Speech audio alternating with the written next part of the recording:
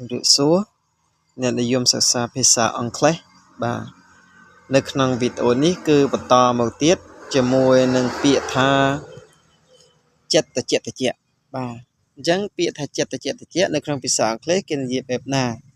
អូខេបាទអញ្ចឹងយើងមើលពីមុនគឺយើងបានរៀនអំពីពាក្យថា roll បាទ roll ឬក៏ rolling បាទ rolling in money roll in money បាទអញ្ចឹង roll in money គឺបកថាត្រូវការលុយច្រើនបាទត្រូវការលុយ roll in money អូខេប៉ុន្តែពាក្យ slow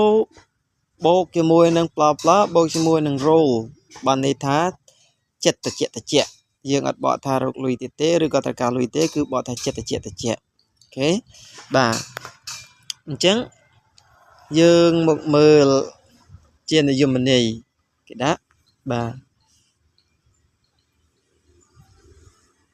នេះគេថា slow blah blah blah roll បាទមានន័យថា slow ចុច roll it means calm down or downwards បាទបានន័យថាពាក្យហ្នឹងគឺដូចជាពាក្យបានន័យថាកុំបារម្ភខ្លាំងពេកណាកុំបារម្ភខ្លាំងពេកកុំទុកវាក្នុងទ្រូងខ្លាំងពេកកុំភ័យព្រួយខ្លាំងពេកបាទ calm down បាទអញ្ចឹងមានន័យបែបហ្នឹងអញ្ចឹងវាបានន័យថា don't be careful បាទកុំបារម្ភ don't worry កុំបារម្ភខ្លាំងយកមកដាក់នៅក្នុងខ្លួនបាទពាក្យហ្នឹងណាបាទអញ្ចឹងយើងមើលឧទាហរណ៍អូខេ example 1 slow your roll it is not that serious អូខេបាទចិត្តធ្វើចិត្តរបស់អ្នកឲ្យត្រជាក់វាមិនមែនជារឿងដែលធំដុំនោះទេអូខេមិនគួរភ័យព្រួយរឿងហ្នឹងវាមិនមែនជារឿងដែលធំដុំនោះទេអូខេវាមិនជាបញ្ហាធំដុំទេ slow your roll it is not that serious អូខេឬក៏យើងអាចនិយាយបានមួយទៀតឧទាហរណ៍ទី2យើងអាចនិយាយបានថា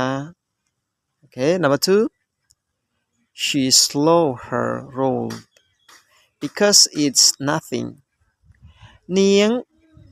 ធ្វើចិត្តត្រជាក់អូខេនាងធ្វើចិត្តឲ្យត្រជាក់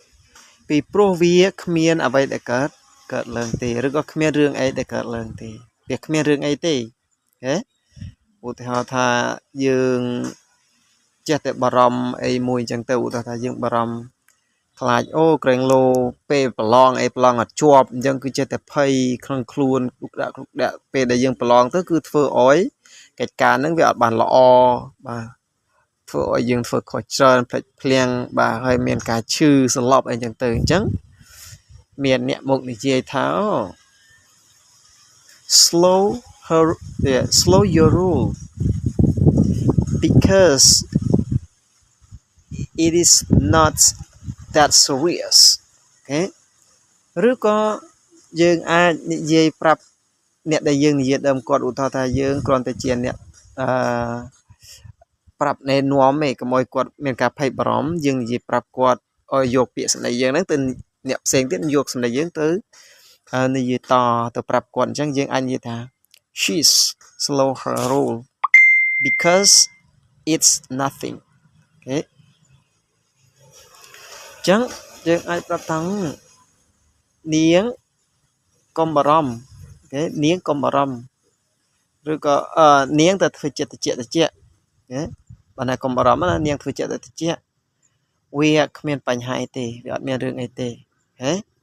អញ្ចឹងនៅក្នុងវីដេអូនេះគឺមានតែប៉ុណ្្នឹងទេពាក្យ slow blah blah rolls